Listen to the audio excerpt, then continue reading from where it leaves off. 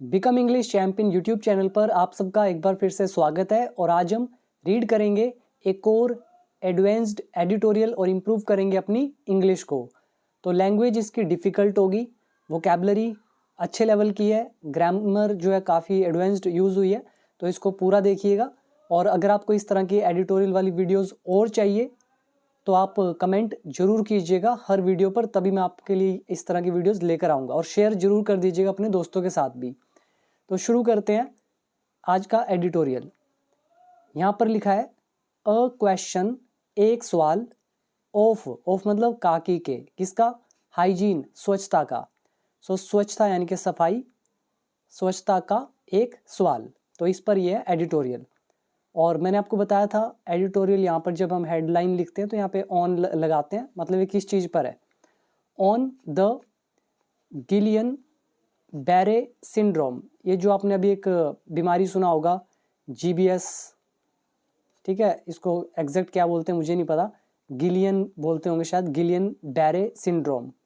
तो ये जो बीमारी जो अभी है उस पर आउटब्रेक का मतलब होता है प्रकोप। अब ये प्रकोप क्या होता है, यहाँ पे देखिए, यहाँ पे मैंने लिखा हुआ है प्रकोप या अचानक से फैलना। होता क्या है, a sudden occurrence of something unwelcome, मतलब कोई भी चीज़ अचानक से एकदम स्टार्ट हो जाती है और जो जो जिसका बोलते हैं, मतलब जिसका आप स्वागत नहीं करना चाहते, जो बड़ा ही अजीब सा हो, जैसे कि वॉर या डिजीज़, कोई भी बीमारी है, कोई युद्ध है, अप्रिय चीज़ें होती हैं, अचानक से शुरू हो जाती हैं, इन्हीं को बोलते हैं प्रकोप यानी कि आउटब्रेक। और सिंड्रोम का मतलब होता है लक्षण, इसको भी आप याद रखना, यहाँ पे आप देख सकते हो लक्षण, ठीक है। तो यहाँ पे 3 वर्ड याद हो गए होंगे, एक है हाइजीन स्वच्छता का एक सवाल, गिलियन बैरे सिंड्रोम प्रकोप आउटब्रेक, और कहाँ पर, इन पुणे। तो इस पर यह है आज का एडिटोरियल। इसके नीचे छोटी सी सब हेडिंग लिखी है द GBS, ये जो गिलियन बैरे सिंड्रोम है, आउटब्रेक, ये जो प्रकोप है, इन पुणे में, रिवील्स, ये खुलासा करता है, ये सब्जेक्ट हो गया, ये वर्ब की फर्स्ट फॉर्म होगी। इन पुणे अदर वर्ड था, यहाँ पे सब्जेक्ट के साथ लगा दिया जोर देने के लिए। तो ये खुलासा करता है, रिवील इज खुलासा करना, किसका, द फ्रेजाइलिटी होती है नाजुकता। जैसे कंच के गिलास होते हैं, अगर आपको उनको डिलीवर करने हैं किसी को, तो आप क्या कहेंगे कि वो जो पार्सल है उसके अंदर क्या है, नाजुक चीज़ें हैं, फ्रेजाइल चीज़ें हैं। तो फ्रेजाइलिटी एक नाउन है, नाजुकता। तो किस चीज़ का खुलासा किया, नाजुकता का। किसकी नाजुकता, ऑफ इट्स, अपनी अर्बन यानी कि शहरी सिस्टम, यानी कि प्रणाली, जो भी शहरी सिस्टम है, शहरी प्रणाली है, उसकी नाजुकता को रिवील किया है इस GBS आउटब्रेक ने पुणे में।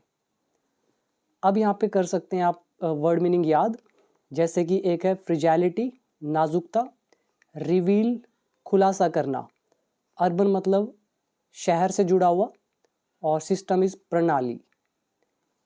तो यही थे इसमें वर्ड। अब देखते हैं मेन हमारा पहला पैराग्राफ। और इंग्लिश मैं ऑलरेडी सिखा चुका हूँ, अगर आप सीखना चाहते हैं मुझसे तो आप मेरे ऐप को डाउनलोड कर सकते हैं, जिसमें बेसिक से लेकर एडवांस्ड लेवल तक कंप्लीट कोर्स है, सिंगल कोर्स, उसमें सब कुछ कवर होगा। तो अगर ज्वाइन करना चाहते हैं तो आप मेरा ऐप डाउनलोड कर लेना, बिकम इंग्लिश चैम्पियन, और इसका लिंक नीचे है डिस्क्रिप्शन बॉक्स में, और you can download it from the play store. तो अब आज ये टॉपिक पर वापस। अब है फर्स्ट पैराग्राफ, पहला सेंटेंस है यहाँ से लेकर यहाँ तक। देखते हैं क्या है, एट द हार्ट ऑफ मतलब सेंटर में, दिल में, किसके सेंटर में, the current Gillian Baire syndrome, ये जो बीमारी है, इसका जो प्रकोप है बीमारी, तो इसके सेंटर में। और ये बीमारी कहाँ है, इन पुणे में। फिर यहाँ पे डाल दिया कोमा, ये कोमे को भी बाद में पढ़ते हैं।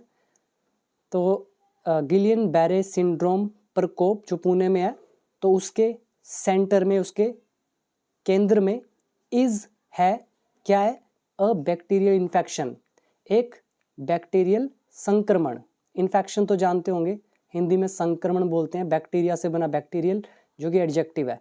Infection noun, bacterial adjective. तो इस आउटब्रेक के सेंटर में क्या है, एक बैक्टीरियल इन्फेक्शन है। ये सारा हमारा सब्जेक्ट, इसकी हेल्पिंग वर्ब लगी हुई है इज, उसके बाद ये नाउन, तो ये नाउन एडजेक्टिव का चैप्टर। अब हमने यहाँ पर लगा दिया वेयर रिलेटिव प्रोनाउन, जो बता रहा है इस पुणे के बारे में कि भी पुणे कहाँ, कौन सा पुणे, वेयर जहाँ ओवर 100 केसेस, जहाँ 100 से ज़्यादा केसेस हैव बीन रिकॉर्डेड, तो इतने केसेस रिकॉर्ड किए गए हैं। ये ऑब्जेक्ट का काम कर रहा है, रिकॉर्डेड इज वर्ब की थर्ड फॉर्म।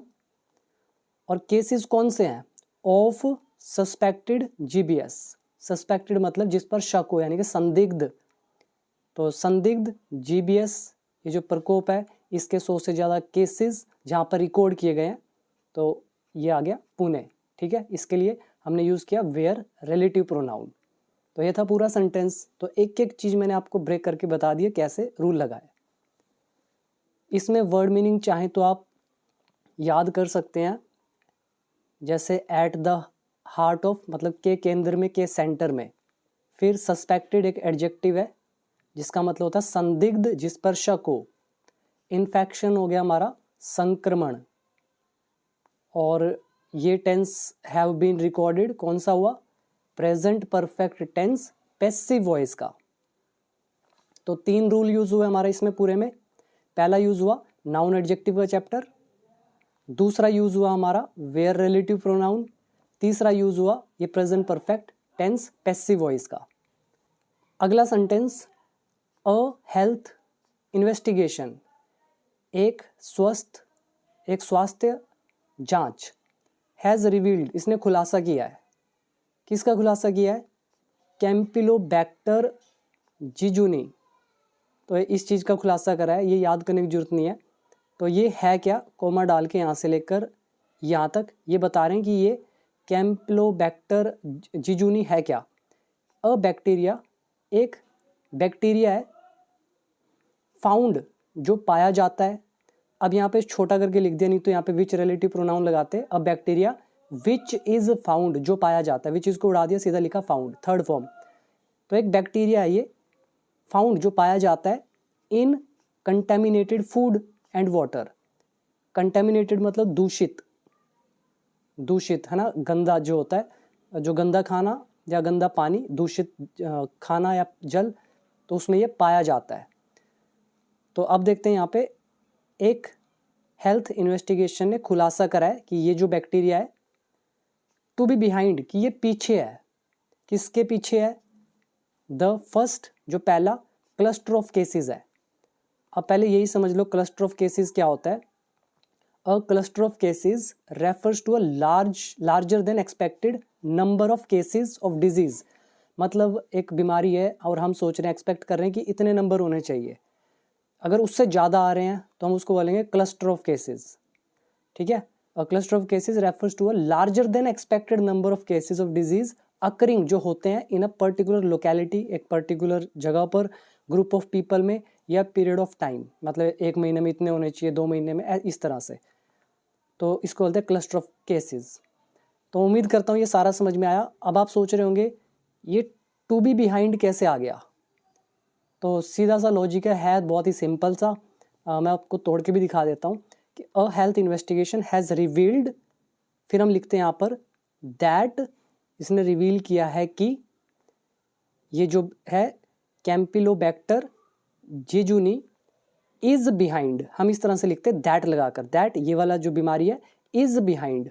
अब एडवांस्ड में क्या करते हैं, दैट उड़ा दिया, सीधा ये लिखा, और जो हमने लिखा इज बिहाइंड, इज क्या होता है, टू बी। टू बी की हमारी कौन कौन सी फॉर्म होती है, is, am, are, will, can, should, ये सब प्रेजेंट वाली। Second form was, were, had, ठीक है, ये सारा पास्ट, और फ्यूचर तो विल हो गया। तो ये सब फर्स्ट फॉर्म कहलाती है, first, second, be was been. तो ये एडवांस्ड हमारा रूल है। अब यहाँ पे कीजिए वर्ड मीनिंग याद। एक हो गया कंटेमिनेटेड, जिसका मतलब है दूषित। अगला है रिवील करना, खुलासा करना। तो ये हमारा कौन सा टेंस हुआ, present perfect tense active voice. अब आ जाइए नेक्स्ट सेंटेंस। ये सेंटेंस है यहाँ से लेकर यहाँ तक। अब इसको पढ़ते हैं। In almost all the patients, कहना है लगभग सभी पेशेंट्स में। इन ऑलमोस्ट, ऑलमोस्ट इज लगभग सभी पेशेंट्स में। रिसेंट केस हिस्ट्री, जो अभी हाल ही का जो केस इतिहास है, हिस्ट्री है, हैज़ शोन, उसने दिखाया है, उसने शो किया है। प्रेजेंट परफेक्ट टेंस, क्या शो किया है? एपिसोड्स, जैसे कोई एपिसोड्स आते हैं, एपिसोड 1 2 3 4 5, तो ऐसे ही यहाँ पर भी कई एपिसोड्स हैं। किस चीज़ के? तो ये जो केस की हिस्ट्री है उसने कई एपिसोड्स शो किए हैं। कौन से एपिसोड्स? ऑफ गैस्ट्रोएंट्राइटिस, गैस्ट्रोएंट्राइटिस के। गैस्ट्रोएंट्राइटिस का मतलब होता है पेट से जुड़ी हुई समस्या, गैस की समस्या। तो ये वाले जो लक्षण है वो दिखते हैं। वॉमिटिंग, उल्टी, डायरिया, दस्त, एंड नोजिया, यानी कि मछली बोलते हैं या जो जीभ मचलता है उसको बोलते हैं नोजिया। तो इस तरह के जो एपिसोड्स हैं तो वो रिसेंट हिस्ट्री ने दिखाए हैं। In almost all the patient, लगभग सभी पेशेंट्स में। बिफोर द ऑनसेट, मतलब शुरुआत से पहले।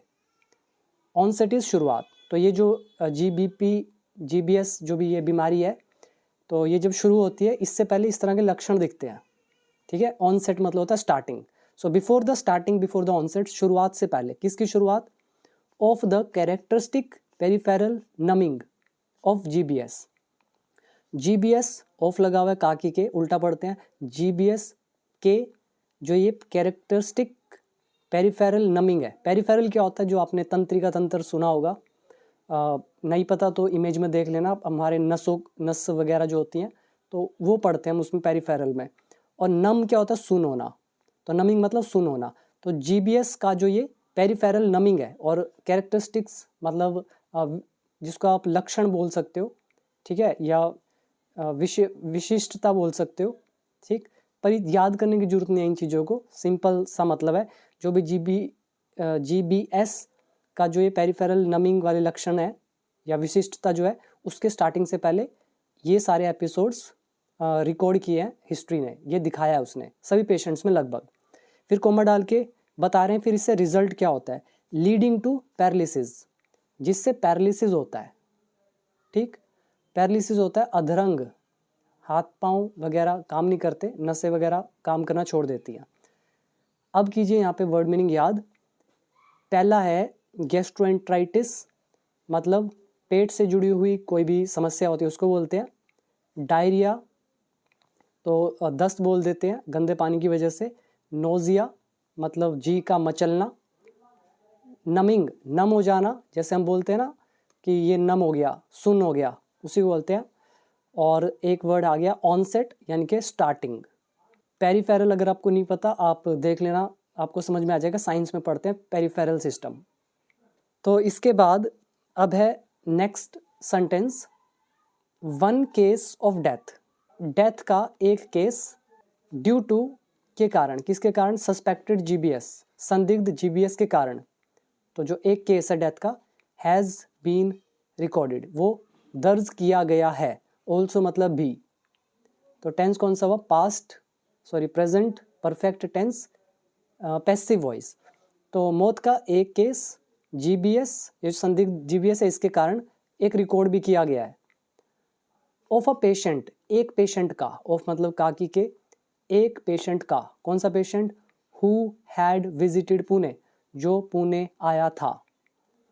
हैड लगा हुआ है, वर्ब की third form past perfect tense active voice. Who is a relative pronoun जो यूज किया गया है पेशेंट के लिए, और हु यहाँ पे सब्जेक्ट का भी काम कर रहा है। तो यहाँ तक हो गया एकदम clear. Now next, this outbreak, ये जो आउटब्रेक है, प्रकोप है, रिवील्स, ये खुलासा करता है। सब्जेक्ट, वर्ब की फर्स्ट फॉर्म, एस लगा हुआ है, प्रेजेंट इंडेफिनिट टेंस। तो ये प्रकोप खुलासा करता है किसका? द फ्रेजालिटी, नाजुकता का। किसकी नाजुकता? ऑफ द स्कैफोल्डिंग, स्कैफोल्डिंग का। अच्छा वर्ड है स्कैफोल्डिंग। ये आपने वहाँ देखा होगा जब कोई बिल्डिंग वगैरह हम बनाते हैं और बिल्डिंगों पर जैसे पेंट करते हैं, शीशा वगैरह लगाते हैं, तो क्या करते हैं? एक जुगाड़ करते हैं लकड़ियाँ बांध बांध के उस बिल्डिंग के चारों तरफ, ताकि उस पर चढ़ा जा सके। तो उसी को बोलते हैं टेम्परेरी स्ट्रक्चर, यानी कि स्कैफोल्डिंग। याद रखना इसको, ढांचा बोल सकते हो, जुगाड़ बोल सकते हो, मेक डू। तो जो स्कैफोल्डिंग है मतलब टेम्परेरी स्ट्रक्चर है, उसकी नाजुकता को रिवील करता है ये आउटब्रेक। और कौन सा मतलब कौन सा टेम्परेरी स्ट्रक्चर? दैट, अब दैट का मतलब की भी होता है, लेकिन जब तक पूरा नहीं पढ़ोगे समझ नहीं आएगा। दैट अर्बन सिस्टम्स, जो शहरी प्रणाली है इन इंडिया, भारत में, आर बिल्ड, वो बनी हुई है ऑन। अब ये ऑन लगा हुआ है, इसका मतलब हुआ, दैट का मतलब यहाँ पे की नहीं है, इसका मतलब है जिस पर, ठीक है, ऑन दैट ऐसा भी लिख सकते हो, या that urban systems in India are built on, जिस पर भारत का शहरी प्रणाली बनी हुई है। यहाँ पर बिल्ट एडजेक्टिव का काम कर रहा है, it's not third form of the verb.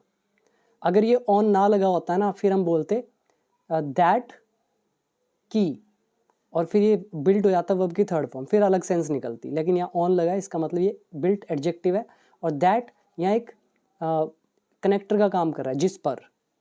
अब यहाँ पे कीजिए वर्ड मीनिंग याद, फ्रेजालिटी नाजुकता, और रिवील खुलासा करना, बिल्ट यहाँ पर एडजेक्टिव का काम कर रहा है, मतलब किसी चीज़ पर मतलब बने हुए होना। इसके बाद आज ये आगे, तो ये आउटब्रेक एक तो ये खुलासा करता है कि भाई अर्बन सिस्टम जो भारत में किस पर बना हुआ है, उसकी नाजुकता को, उस टेम्परेरी स्ट्रक्चर की नाजुकता को। विद, साथ में, पैथोजेंस। अब पैथोजेंस क्या होते हैं, अब इसको भी ध्यान से देख लेना। Pathogens are organisms that can cause disease in humans, मतलब एक तरह के जीवाणु वगैरह होते हैं जो बीमारियां पैदा करते हैं ह्यूमन के अंदर, उनको नुकसान पहुंचाते हैं, उसको बोलते हैं पैथोजन।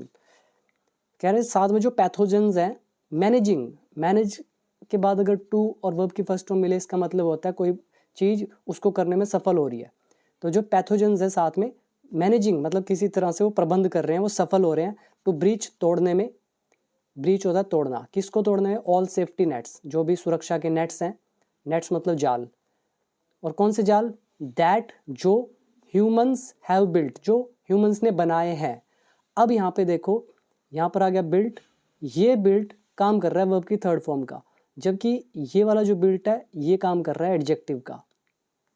अब यहाँ पर लगा हुआ have, third form present perfect tense, that है रिलेटिव प्रोनाउन, जो यूज़ किया गया है ये सेफ्टी नेट्स के लिए।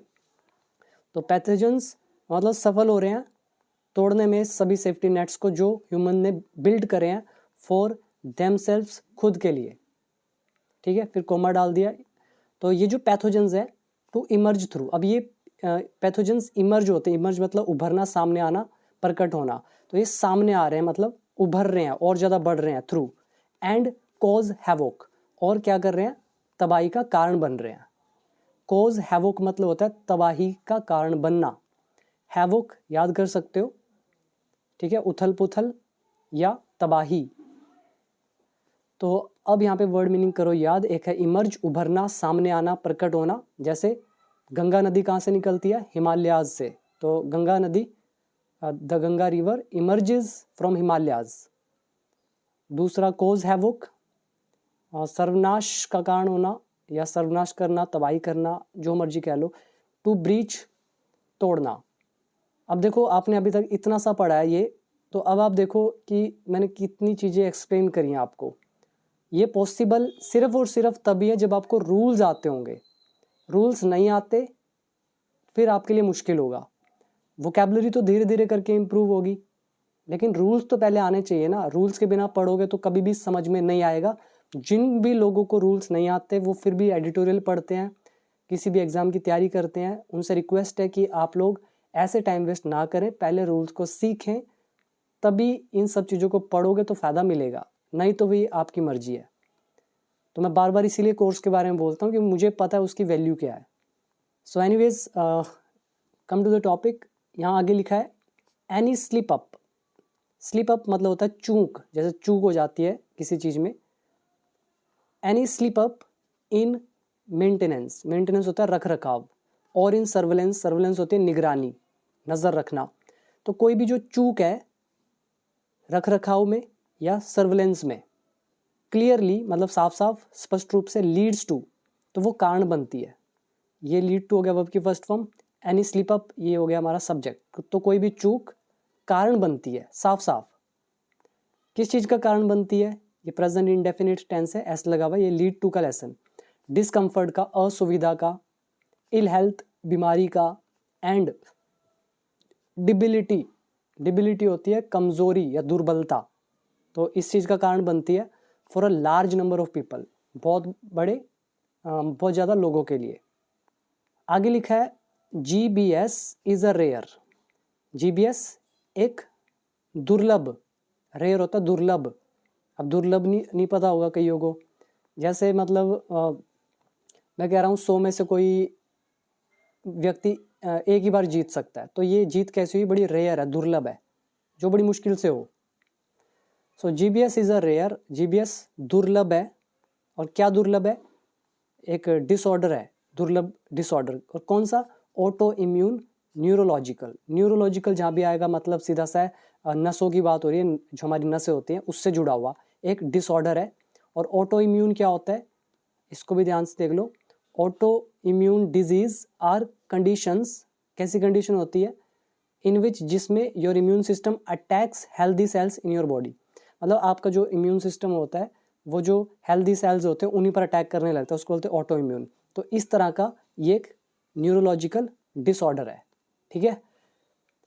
तो ये है इन विच जिसमें, तो कैसा डिसऑर्डर इसके बारे में बता रहे हैं, इन विच जिसमें अ पर्सन्स इम्यून सिस्टम, जो भी एक व्यक्ति का, ये देखो अपोस्ट्रोफ का यूज, एक व्यक्ति का इम्यून सिस्टम लॉन्चेस, वो लॉन्च करता है।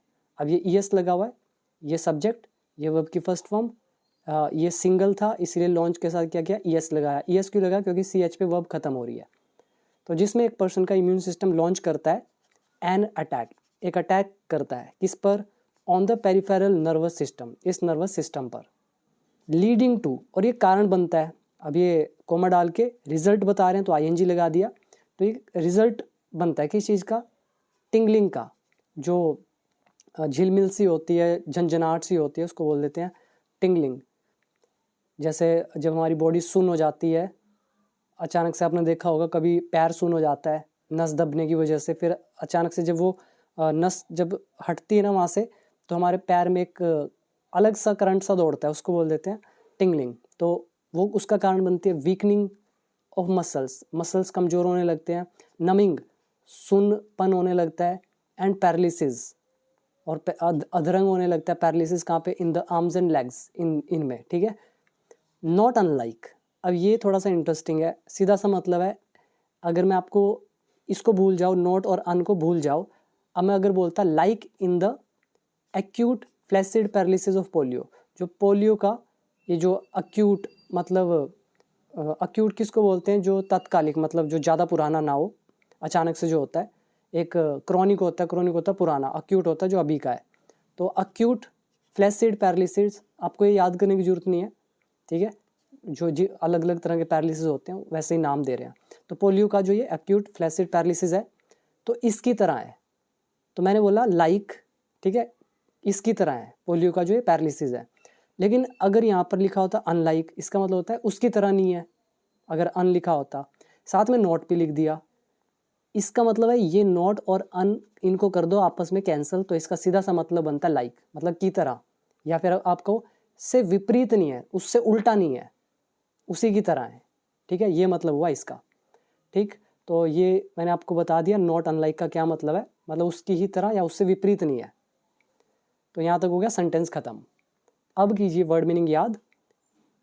एक आ गया हमारा वर्ड टिंगलिंग, झिलमिलाहट सी होना, नमिंग इज सुनपन होना, पैरालिसिस अधरंग होना, नॉट अनलाइक उससे विपरीत नहीं है, उससे उल्टा नहीं है। ऊपर है सर्वेलेंस निगरानी, मेंटेनेंस इज रख रखाव, एनी स्लिप अप यानी कि कोई भी चूक, और एक वर्ड था रेयर यानी कि दुर्लभ। अब आ जाइए नेक्स्ट सेंटेंस पर, इट कैन बी कोज्ड, तो ये हो सकता है। इट यहाँ ऑब्जेक्ट का काम कर रहा है, कोज्ड वर्ब की थर्ड फॉर्म, तो ये कैन का पैसिव कैन बी, तो ये हो सकता है किसके कारण, बाय वायरल और बैक्टीरियल प्री इन्फेक्शंस, तो ये जो भी वायरल बैक्टीरियल प्री इन्फेक्शंस हैं, मतलब पहले से जो इन्फेक्शंस हैं उनके कारण हो सकता है, एज पर द WHO के अनुसार। ये तो कुछ खास नहीं है, आगे देखते हैं। ग्लोबली मतलब विश्व स्तर पर, वर्ल्ड लेवल पर, ठीक है, ग्लोबली। इट इज़ एस्टिमेटेड, ऐसा आकलन है, ऐसा अंदाज़ा है, तो ऐसा अंदाज़ा लगाया जाता है, आप ये बोल सकते हो। इट यहाँ पर ऑब्जेक्ट है, इज़ लगा है, एस्टिमेट आकलन लगाना, आंकड़े लगाना, अंदाज़ा लगाना, वर्ब की थर्ड फॉर्म। तो प्रेजेंट इंडेफिनिट पैसिव वॉइस। तो ग्लोबली विश्व स्तर पर एस्टिमेट लगाया जाता है कि GBS has an incidence of, GBS में घटनाएं हैं, कौन सी घटनाएं, ऑफ 1-2 पर 1 लाख पॉपुलेशन, मतलब सीधा सा है 1 लाख पॉपुलेशन में से 1 या 2 ही ऐसे इंसिडेंट्स मिलते हैं, घटनाएं मिलती हैं। एंड और इज मोर प्रीडोमिनेंट, और ये ज़्यादा प्रीडोमिनेंट है, अच्छा वर्ड है प्रीडोमिनेंट, तो इसका सीधा सा मतलब है प्रमुख या सर्वाधिक, ठीक है, प्रमुख या सर्वाधिक मतलब सबसे ज़्यादा किस में है, प्रीडोमिनेंट अमंग एडल्ट मेल्स, जो भी बड़े मेल्स होते हैं उनके बीच। अब ये तो हो गए होंगे याद सारे। अब यहाँ पे करो वर्ड याद। एक है इंसिडेंस मतलब घटना, प्रीडोमिनेंट प्रमुख या सर्वाधिक सबसे ज़्यादा, और इसमें एक आ गया ये ग्लोबली विश्व स्तर पर। अब आ जाइए नेक्स्ट, वाइल जबकि, इंडिया स्पेसिफिक मतलब भारत विशिष्ट, जैसे स्पेशल होता है उस स्पेशल से बना स्पेसिफिक खास तौर पर, तो इंडिया स्पेसिफिक मतलब भारत विशिष्ट, जो लार्ज मतलब बड़ा, एपिडेमियोलॉजिकल, जैसे एपिडेमिक क्या होती है, महामारी, तो वहीं से बना उस महामारी से जुड़ी, स्टडीज़ मतलब अध्ययन, जो स्टडी है, तो भारत विशिष्ट जो बड़े पैमाने पर महामारी वाली अध्ययन है, अध्ययन किस पर, स्टडी किस पर या रिसर्च किस पर, ऑन जीबीएस पर, आर लैकिंग, तो उसमें कमी है, लैक ऑफ नॉलेज होता है, जैसे नॉलेज की कमी, ऐसे ही ये जो नॉलेज है ना इस चीज़ की, महामारी जो जीबीएस को से जुड़ी हुई है इंडिया स्पेसिफिक, तो वो हमारे पास नहीं है, ठीक है, लैक कर रही है। एज क्योंकि टेस्टिंग फॉर जीबीएस, इसके लिए जो टेस्टिंग है इन अ रिसोर्स पुअर सेटिंग, मतलब रिसोर्स हमारे पास है ही नहीं, तो ऐसे जो हमारी सेटिंग है इज़ डिफ़िकल्ट, तो ऐसी जगह टेस्टिंग जो है जीबीएस की वो क्या है, डिफ़िकल्ट है।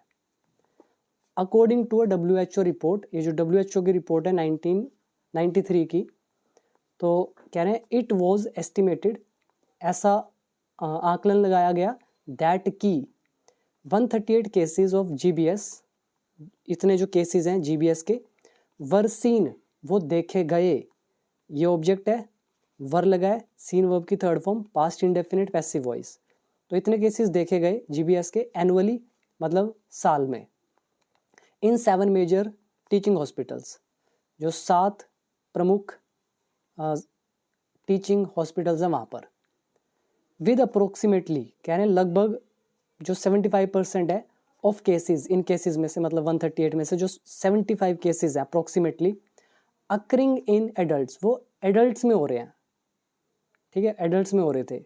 अकर मतलब हैपन होना, टेक प्लेस घटित होना, जैसे an idea occurred to me, एक आइडिया मुझे आया, तो यहाँ तक हो गया हमारा सेंटेंस कंप्लीट। अब यहाँ पर आप चाहो तो कर सकते हैं वर्ड मीनिंग याद। एक है एपिडेमियोलॉजिकल स्टडीज़, यानी कि महामारी से जुड़ी हुई पढ़ाई। अब एपिडेमिक आपने नाम सुना होगा, उसका मतलब होता है एक पर्टिकुलर जगह पर जो बीमारी होती है उसको बोल देते हैं।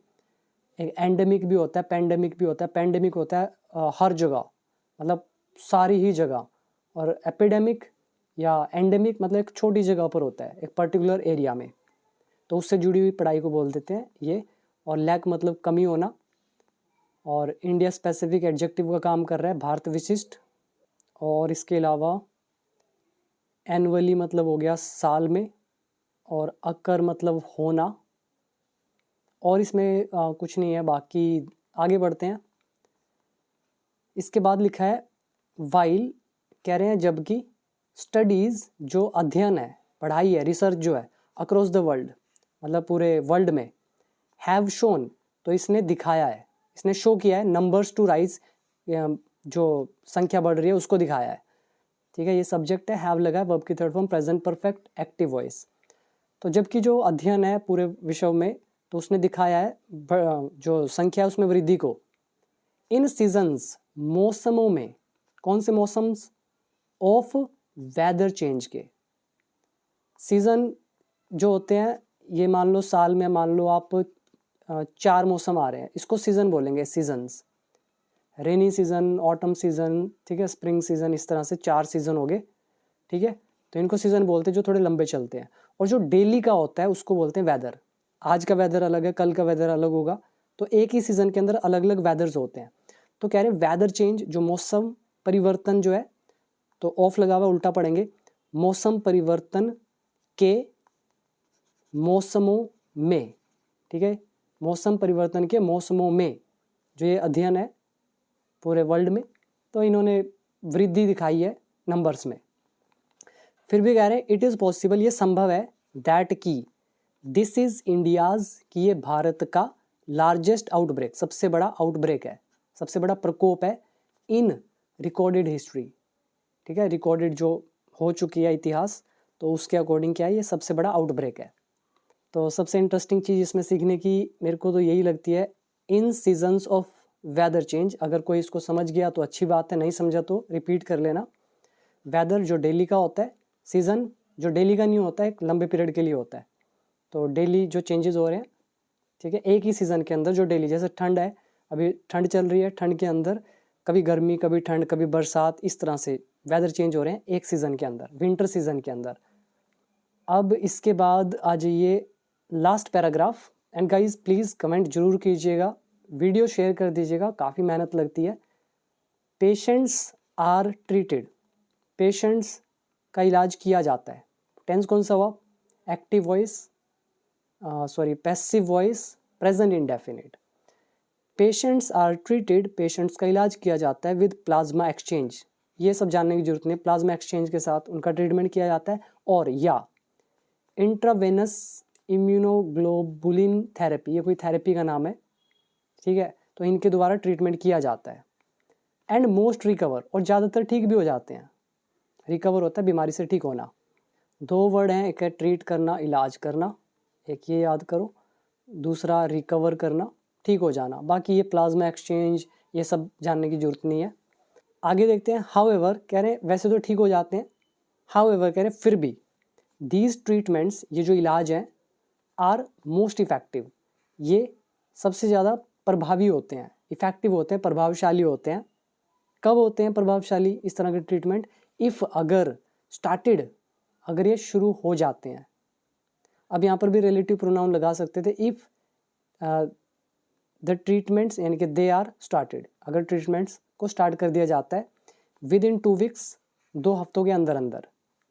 किसके 2 हफ्तों के अंदर अंदर, of the first symptoms, symptoms होते हैं लक्षण, जो पहले लक्षण होते हैं, तो उनके, अब देखो ऑफ लगा हुआ उल्टा पढ़ते हैं, तो पहले लक्षणों के 2 वीक्स के अंदर अंदर, इफ स्टार्टेड, अगर शुरू हो जाए, तो ये क्या होते हैं, ये ट्रीटमेंट मोस्ट इफेक्टिव होते हैं, प्रभावी होते हैं। फिर कॉमा डाल के लिख रहे हैं, तो इस तरह अगर हो जाता है तो मेकिंग, जो बनाते हैं, एब्सोल्युटली क्रूशियल, मतलब अति महत्वपूर्ण, बिल्कुल अति महत्वपूर्ण बनाते हैं। जैसे हम बोलते हैं ना, यू आर एब्सोल्युटली राइट, तुम एकदम सही हो, ऐसे आ रहा है। एब्सोल्युटली क्रूशियल मतलब वेरी इंपॉर्टेंट, अति महत्वपूर्ण।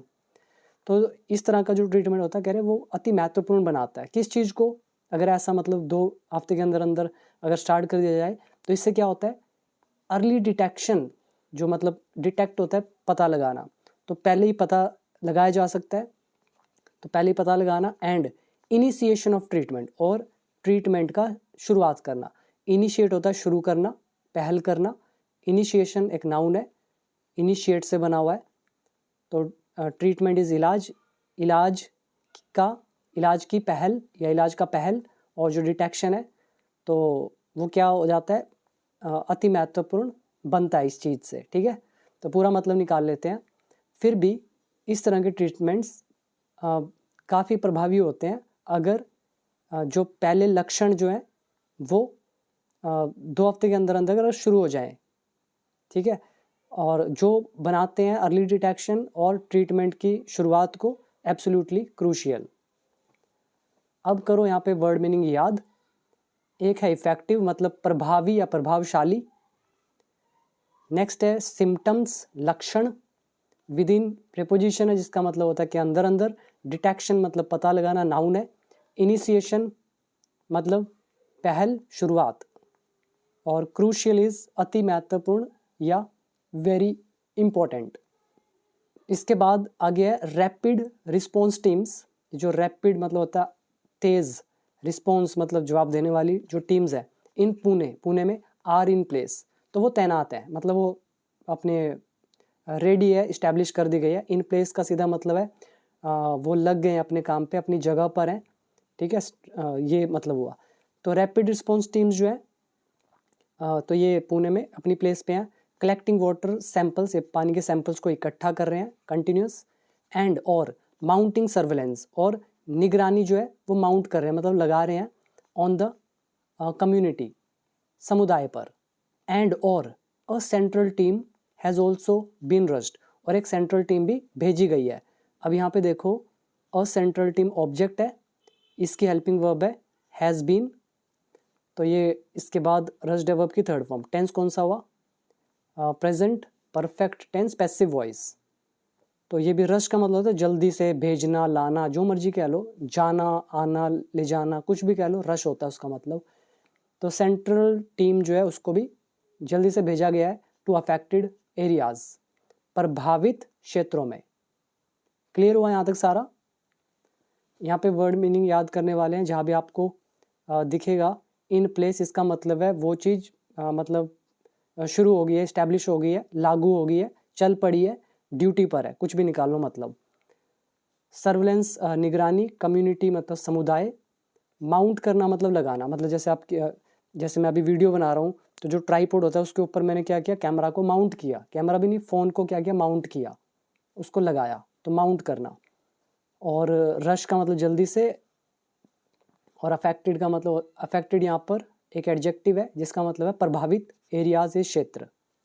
आगे लिखा है इट इज़ की, कह रहे हैं ये महत्वपूर्ण है, की मतलब महत्वपूर्ण, इंपॉर्टेंट है, टू एंश्योर सुनिश्चित करना, दैट की ऑल मेजर्स, जो भी उपाय हैं, सभी उपाय, मेजर्स होते हैं उपाय, आर इन प्लेस, कि वो सब लागू हैं, मतलब रेडी हैं, तैयार हैं, डिप्लॉय किए जा चुके हैं। तो इम्पोर्टेंट है सुनिश्चित करना कि सारे उपाय इन प्लेस हैं टू पिकअप पेशेंट्स को उठाने के लिए, एंड इनिशिएट ट्रीटमेंट, और इलाज का पहल करने के लिए, शुरुआत करने के लिए, एज सुन एज पॉसिबल, जितना जल्दी हो सके, ठीक है, एज सुन एज पॉसिबल, जितना जल्दी हो सके। इनिशिएट वर्ब है, पहल करना, शुरुआत करना, पिकअप इज उठाना। आगे क्या लिखा है, इट इज़ द ड्यूटी, ये ड्यूटी है of the local and state governance, तो लोकल और स्टेट जो गवर्नेंस है इनकी ड्यूटी है टू प्रोवाइड, उपलब्ध कराना, क्लीन ड्रिंकिंग वाटर, जो साफ पीने का पानी है वो, ड्रिंकिंग इज पीने का, वाटर पानी, ड्रिंकिंग काम कर रहा है एडजेक्टिव का।